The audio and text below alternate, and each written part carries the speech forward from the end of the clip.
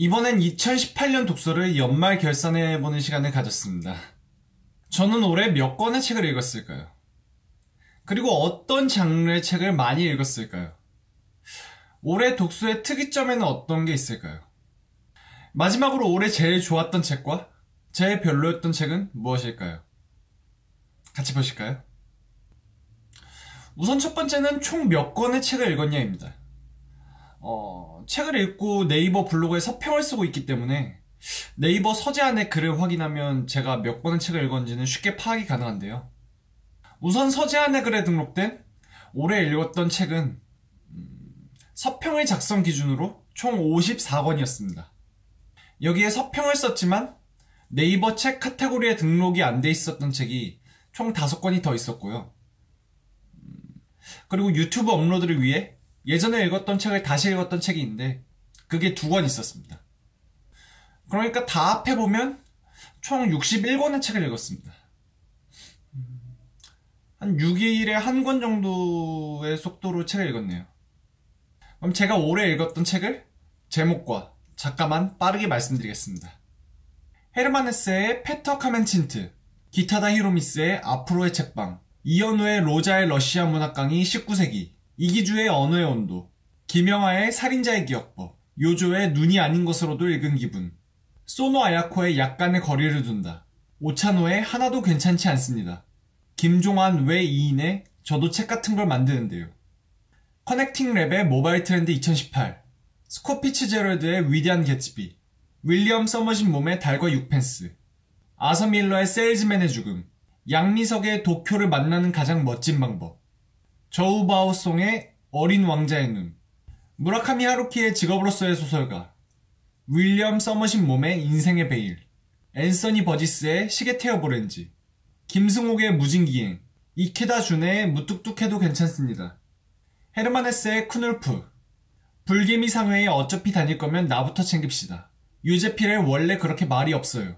요한 볼프강 폰 괴테의 젊은 베르테르의 슬픔, 오가와 이토의 치바키 문구점, 인문학 협동조합의 거짓말성회, 무라카미 하루키의 발렌타인데이의 무말랭이, 매트졸로 세이치의 그랜다 부다페스트 호텔, 요나스 요나손의 창문을 넘어 도망친 백세노인, 김규림의 로그아웃 좀 하겠습니다, 김윤관의 아무튼 서재, 무라카미 하루키의 반딧불이, 전승환의 행복해지는 연습을 해요, 존 그린의 잘못은 우리 별에 있어, 어니스트 헤밍웨이의 노인가 바다, 박웅현의 책은 도끼다, 니콜레 슈테른의 혼자 쉬고 싶다, 에즈라 북스타인의 스미스 테이프, 무라카미 하루키의 노르웨이의 숲, 알랭드 보통의 낭만적 연애와 그 후의 일상, 신영준의 졸업 선물, 이덕일의 조선 왕조실록 1, 김규림의 뉴욕 규림일기, 루스 피츠모리스의 어쩌면 끝이 정해진 이야기라 해도, 글배우의 오늘처럼 내가 싫었던 날은 없다, 윤종신의 계절은 너에게 배웠어, 김원영의 실격당한 자들을 위한 변론, 김서령의 에이 뭘 사랑까지 하고 그래, 백세이의 죽고 싶지만 떡볶이는 먹고 싶어, 추와이홍의 어머니의 나라, 이한수의 여행자의 하룻밤, 윤홍균의 자존감 수업, 히가시노 게이고의 그대 눈동자의 건배, 헨리 데이비스 소로우의 월든, 알렉산드리아 마르자노 레즈네비치의 나는 기억하지 못합니다, 칼릴 지브란의 예언자, 이용재의 외식의 품격, 무라카미 리코의 영국 메이드의 일상, 안송현 박주연의 타인의 포르투갈, 이동진의 다크로제 이동진 독서법, 김병환의 1시간에 한 권 퀀텀 독서법. 그럼 전 올해 무슨 장르의 책을 많이 읽었을까요? 책을 읽긴 읽는데 제가 어떤 장르의 책을 많이 읽는지 궁금하더라고요. 올해 읽은 61권의 장르별 분포 순위는 다음과 같습니다. 1위는 에세이로 21권을 읽었고, 2위는 소설로 18권, 3위로는 인문이 9권, 4위는 사회가 4권, 5위는 예술이 3권, 6위는 자기계발과 역사가 각각 2권씩이었고, 마지막으로 공동 7위는 경제, 시로 각각 1권씩 읽었습니다.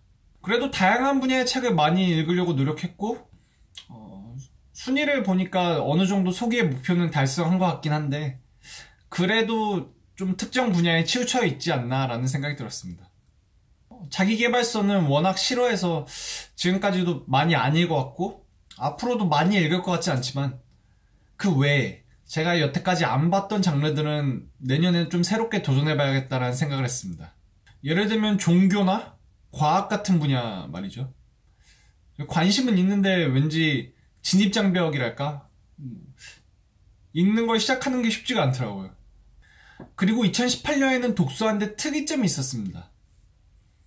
사실 올해 초에 세운 목표가 2018년에 총 100권의 책을 읽기였는데 초반 페이스를 생각해보면 달성할 수 있었을 것 같기도 한데 두 가지 특이점이 있었고 이로 인해서 목표했던 양만큼은 읽지 못했던 것 같습니다.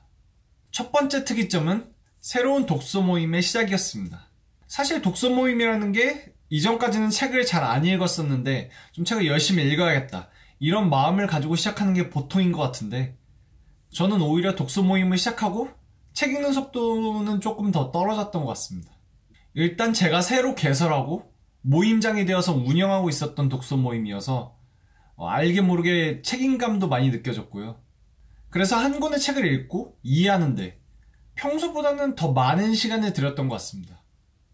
일단 제가 책에 대해서는 어느 정도 잘 알고 있어야지 모임이 수월하게 진행이 되니까요. 그리고 독서 모임 운영에 알게 모르게 품이 많이 들어가기도 했고요. 새로 들어오시는 분도 있고 나가는 분도 있고 또 모임 장소도 정해야 되고 뭐 규칙도 정하고 뭐 이런 게 은근 할 일이 많더라고요.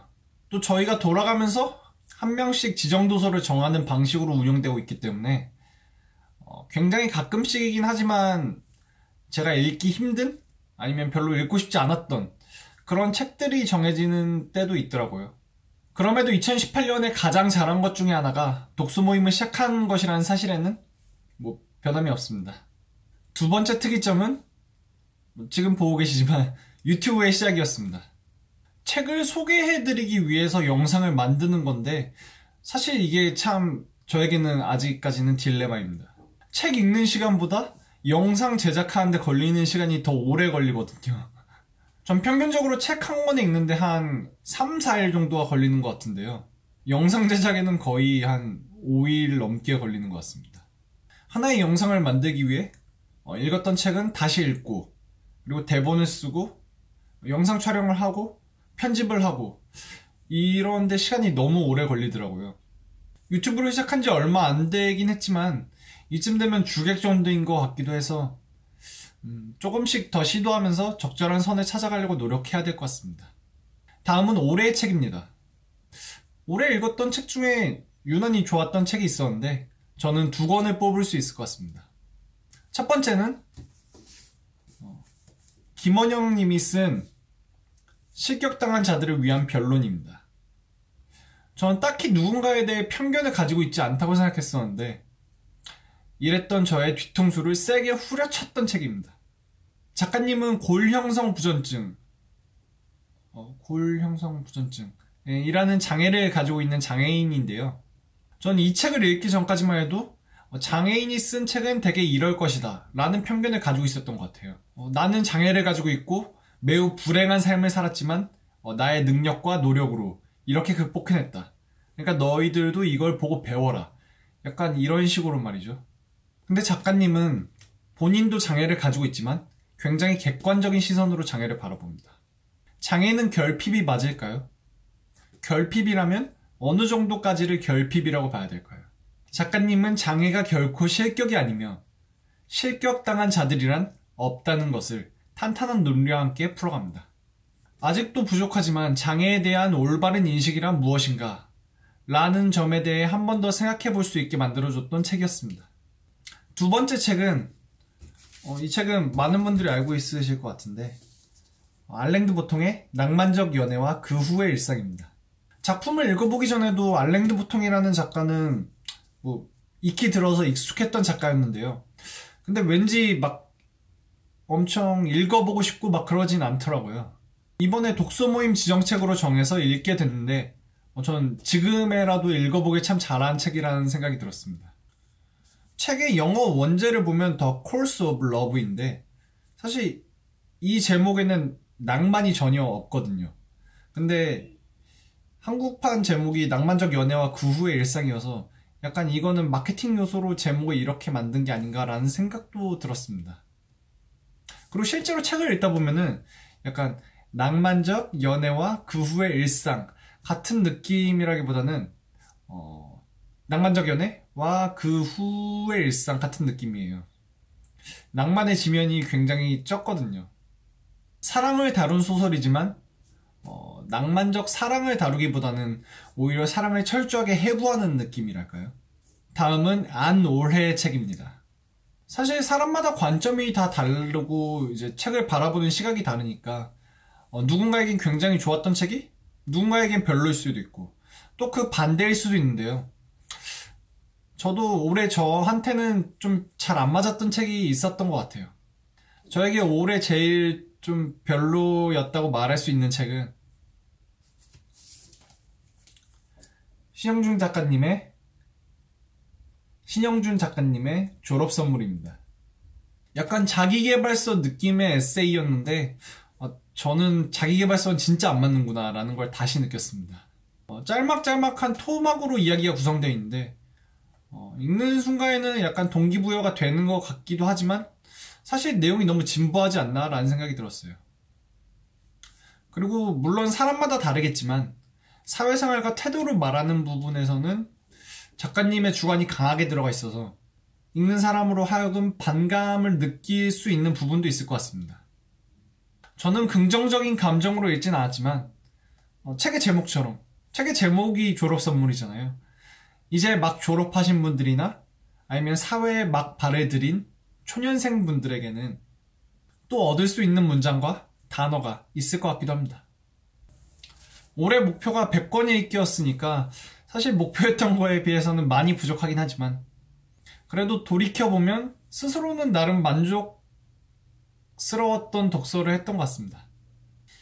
그리고 생각해보니까 100권이라는 목표가 저에게는 좀 지키기 힘든 목표였더라고요. 따지고 보면 3일에 한 권씩을 읽어야 되는데 제 독서 속도가 그만큼 따라가지를 못하니까 그래서 내년 목표는 70권 읽기 그리고 안 읽었던 장르들 아까 말씀드렸던 것처럼 종교나 과학 장르 분야의 책들 말이죠. 그렇게 읽어보기로 정했습니다. 정말 정신 차리고 보니까 18년도가 다 끝났네요. 19년도에도 잘 부탁드리겠습니다. 감사합니다.